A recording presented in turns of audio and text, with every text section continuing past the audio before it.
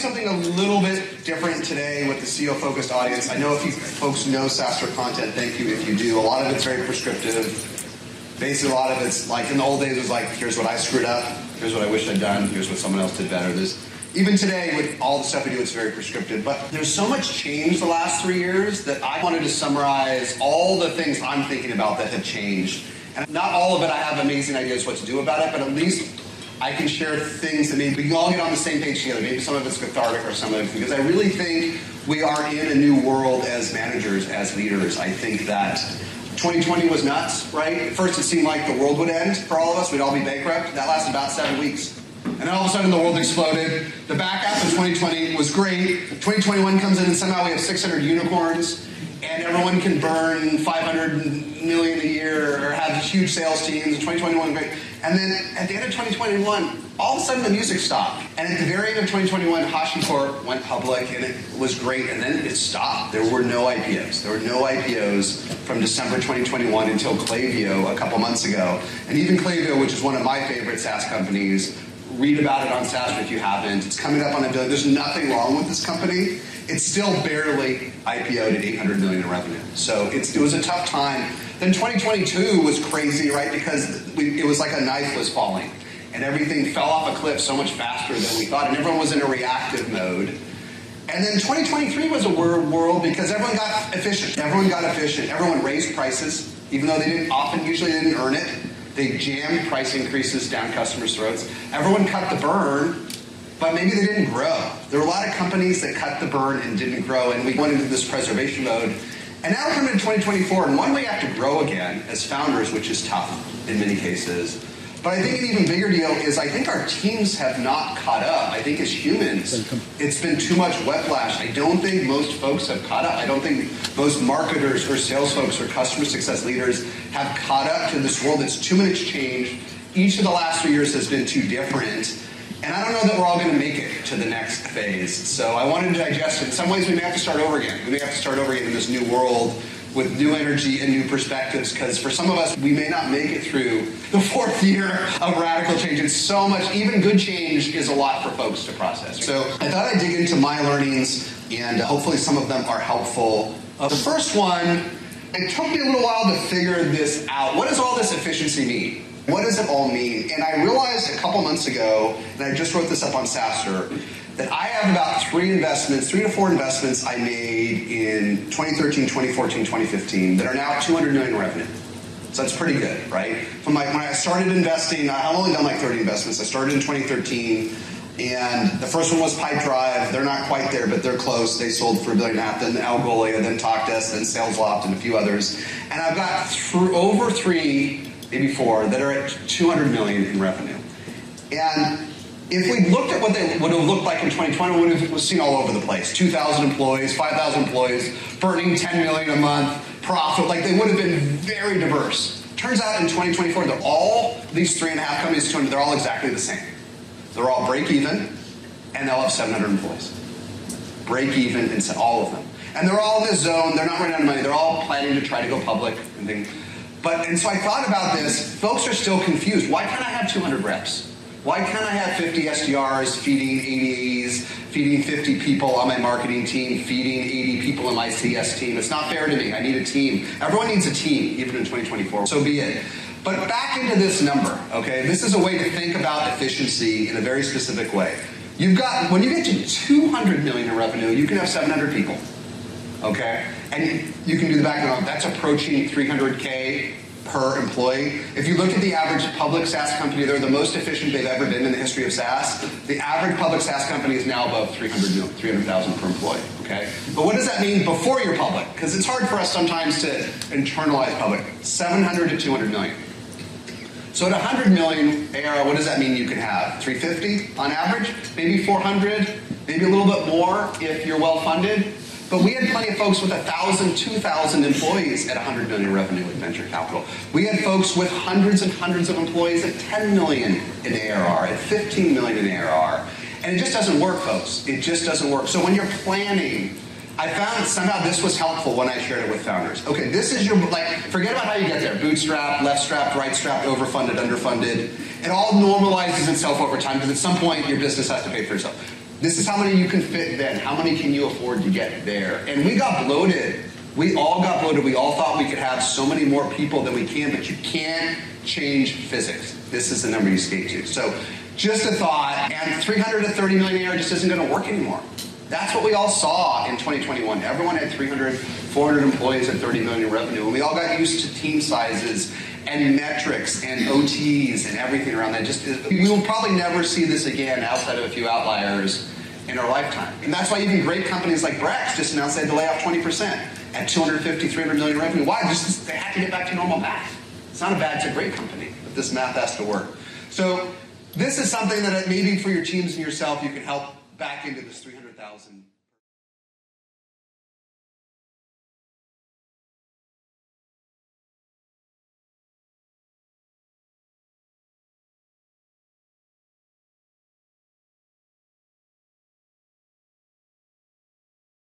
All up and down, from the bottom to the top. I interviewed over 50 VPs of sales last year, both corporeal companies and myself. 40 of them were not willing to do sales themselves anymore. Only 10 of them were willing.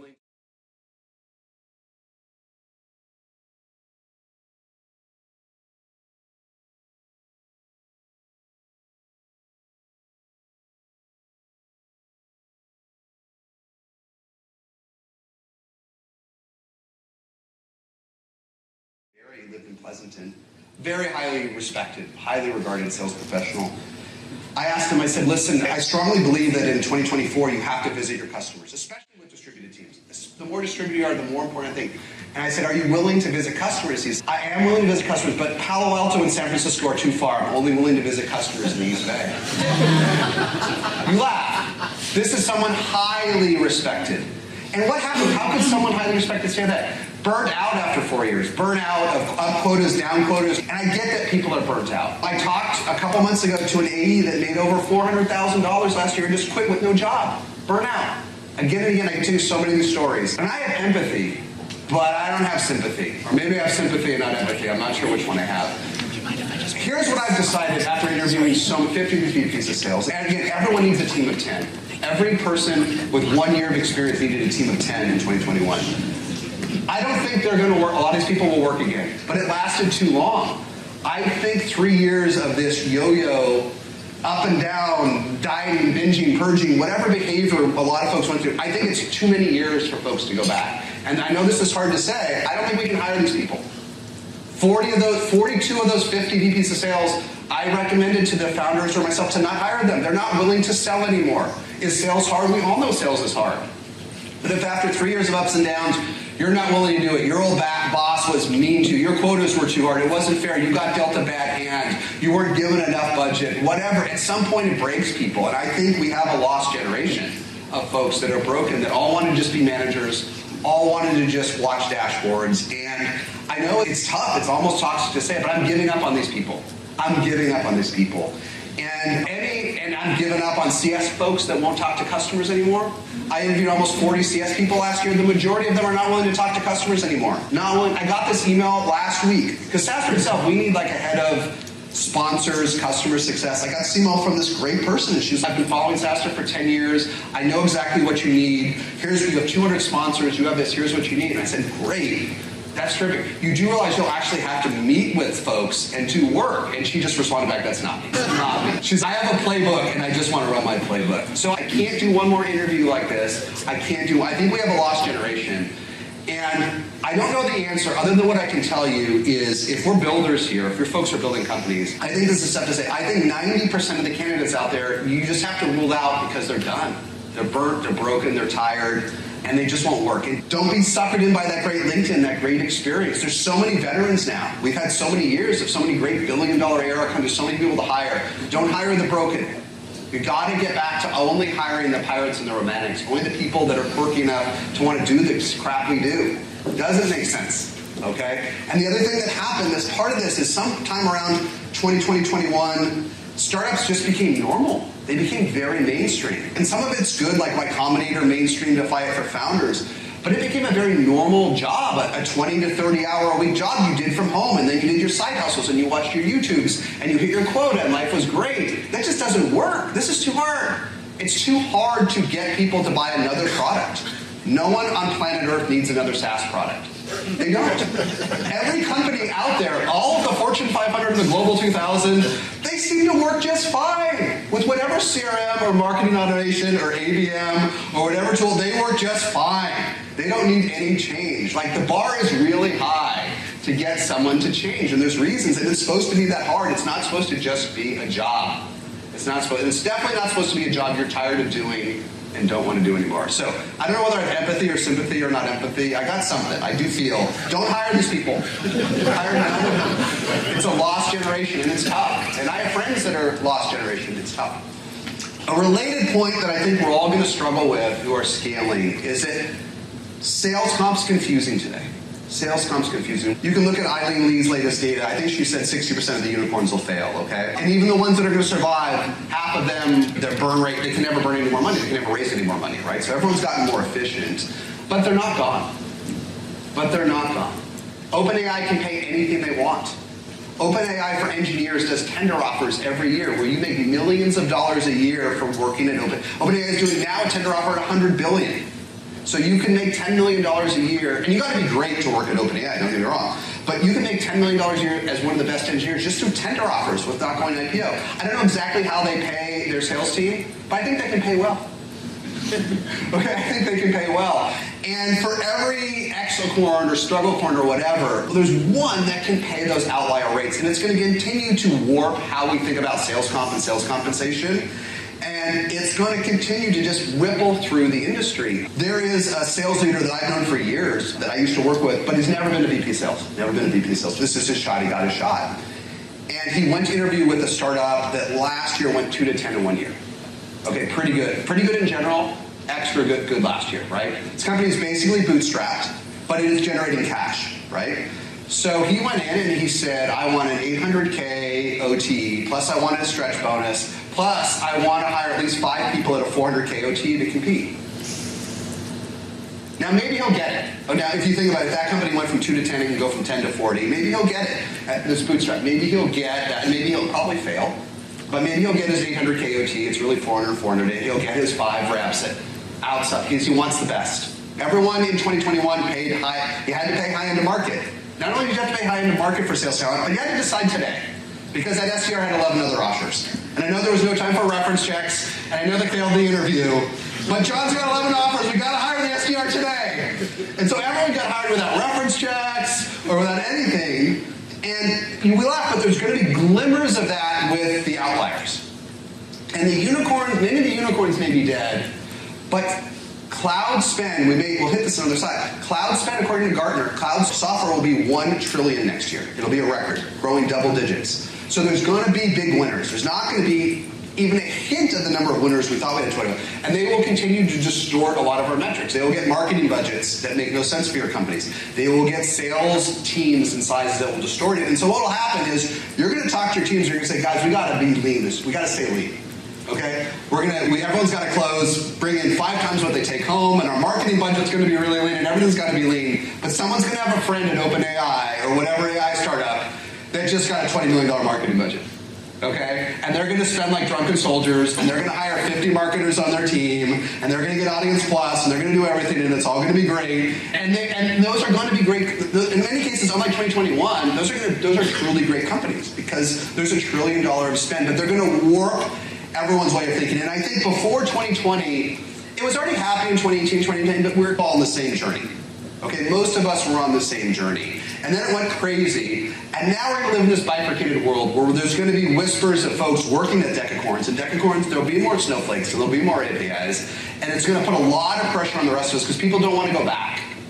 They don't want to go back to when they have to work hard in the hard days. And it's related to the PowerPoint. I don't have the answer, but it's going to confuse folks. Folks are going to ask for crazy numbers. They're going to ask for crazy things. And I don't know. It may take another 1.5 or 2 years to normalize because there's still going to be folks that get to play by different rules, right? There's still going to be folks that get to play by different rules. Okay, point 4, and this one may be slightly triggering, but I think the generalist is dying in SaaS. The generalist is dying. And this is one I'm watching in process, but I see 2 things happening. First of all, whether we like it or not, everyone's trying to use AI for support.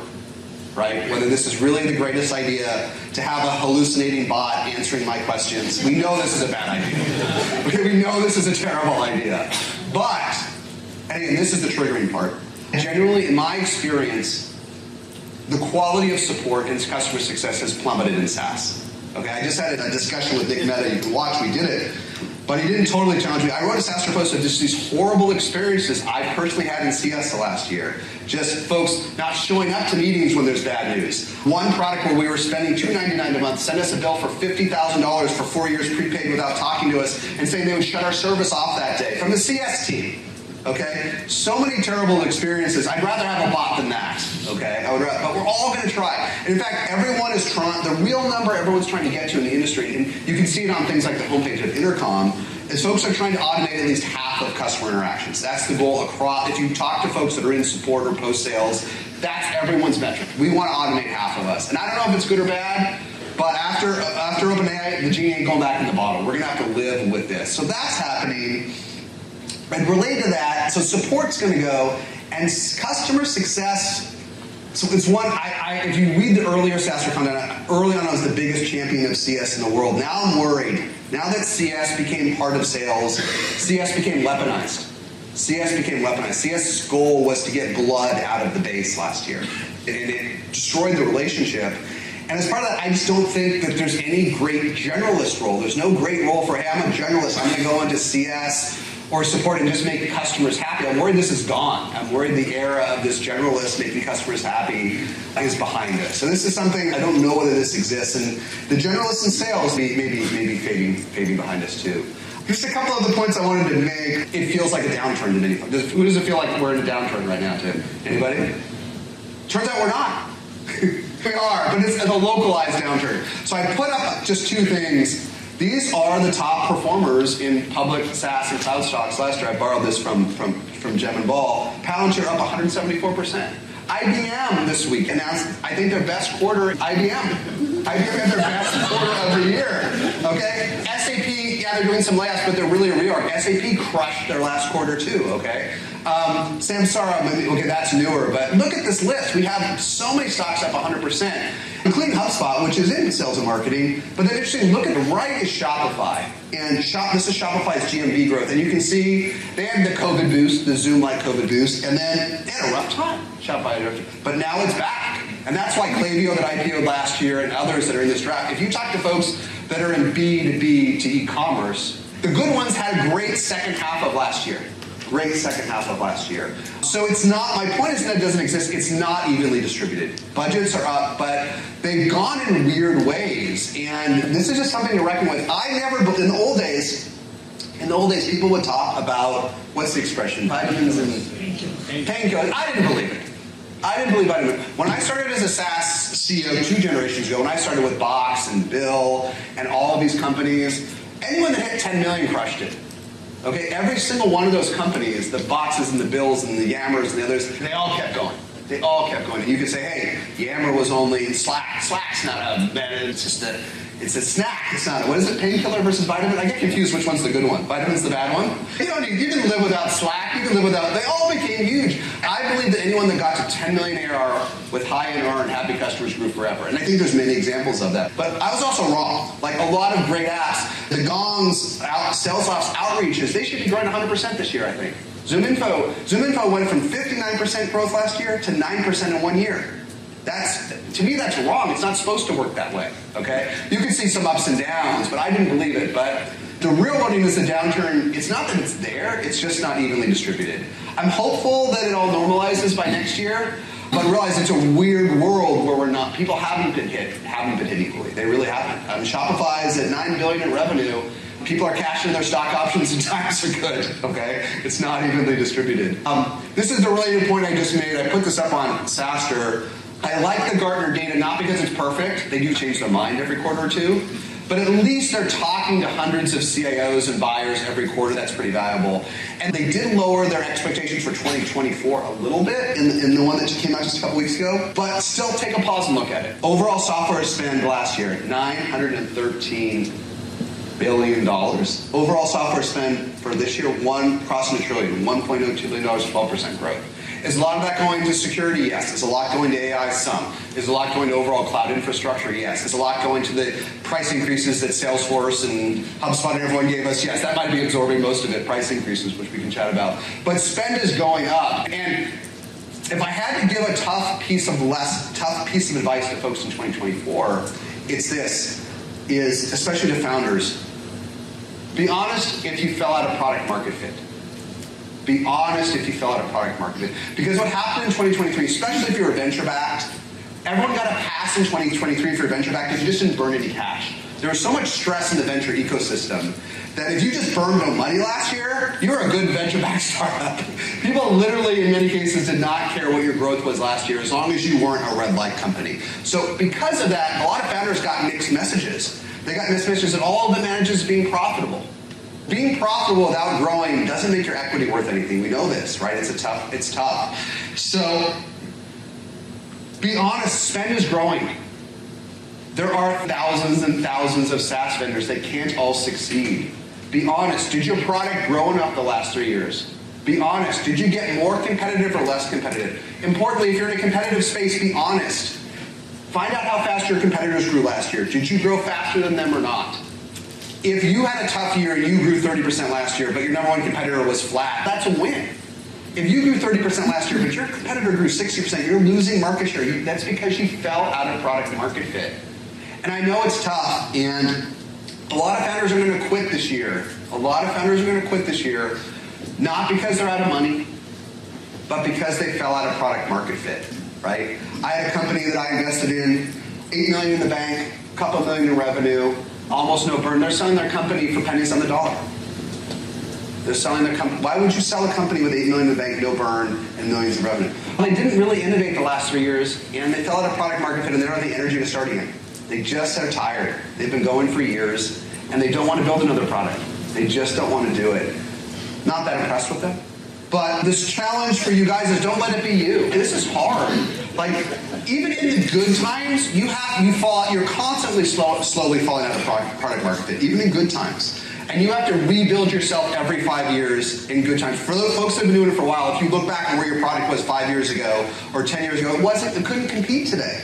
It could not be. I have this fun question. I don't do that many podcast interviews, but I interview CEOs and I ask them, was the version of your company 5 years, was it competitive today? Not really. It's too good today. Too many folks didn't innovate the last 2.5 years. Too many folks didn't innovate at all last year because I can't innovate. I had to lay off 20% of my engineers. It's not my fault. My CTO quit. It's not my fault. It's not my fault. Cry me a river.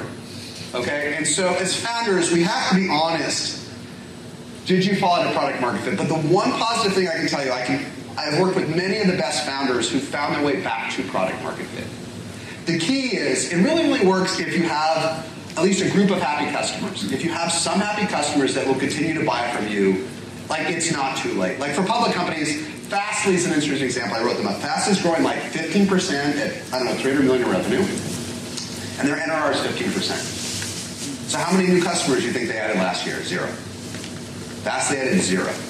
At a couple hundred million in revenue. But they still grew 15% because their NRR is 15%. Now, I'm sure it's not that fun to work at Fastly today, but they got a shot here, okay? They have a next-generation CDN. They're pushing lots of assets all across the internet. They've got hundreds of millions of revenue to work with. It's up to them whether Fastly wants to step it up and get back to growth or not. Many of you are like a smaller version of that. I know it's tough medicine, and maybe it's not what you want to hear, but be honest. No one's going to be honest with you about whether you fell out of product market fit. And it's almost a conversation that if you're too honest with your team, they'll freak out. It's too much. Like, you can tell your team, you can be like somewhere between 80 and 90% transparent with your team, and you got to share the bad news, but not all of it. But the really bad news, like, only your co-founders can really take the really bad news. So you can't walk into a meeting and bang your head and say, look, guys, we fell out of product market fit, it's hopeless. And we got some companies that can work, don't get me wrong, but I think outside of like TV, it doesn't really work. I think people today just, especially after the last 3 years, they just quit. Maybe 5 years ago, it would be a rallying cry, but today they'd be like, I'm just going to go be a consultant and sell courses and be a fractional CMO. I'm out of here. That's not as good a model as it was 12 months ago. So maybe this isn't the way to put it. So as founders, you have to be honest. Did we fall out of product market fit? Can we kick ourselves in the ass in January and get back into product market fit? Be honest about it. And it's important as we come out of the past that folks got last year. The thing that I've talked about this a bit lately, I like to be positive on SaaStr. I'll tell you the thing that is weighing on me just a little bit. I'm both optimistic and pessimistic that we're in year 3 of this multiple downturn. And folks are talking about how it's like the old days, right? We got back to where it was in 2017, 2022. It's actually worse. It's actually worse because companies are better than ever. There's more companies at $1 billion ARR out there. People are buying more software than ever, but the multiples are stuck around 6x. It's pretty bad. Actually, it's 2015, 2014 bad, depending on how you slice the data. The optimistic side of me says, listen, this is a buying opportunity. In fact, I put quite a bit of money for the first time ever into public stocks because I believe it. I believe they are undervalued by 20 to 30%. I don't see any reason why multiples should be lower than pre-COVID. It doesn't make sense to me. Okay, the companies are better. In some cases, growth is lower, but not always. And it's epic. But it is year 3 of the multiple downturn. At some point, we want to be optimistic, but we have to be realistic, right? So we may be, I hope we're not stuck in a 6x ARR world.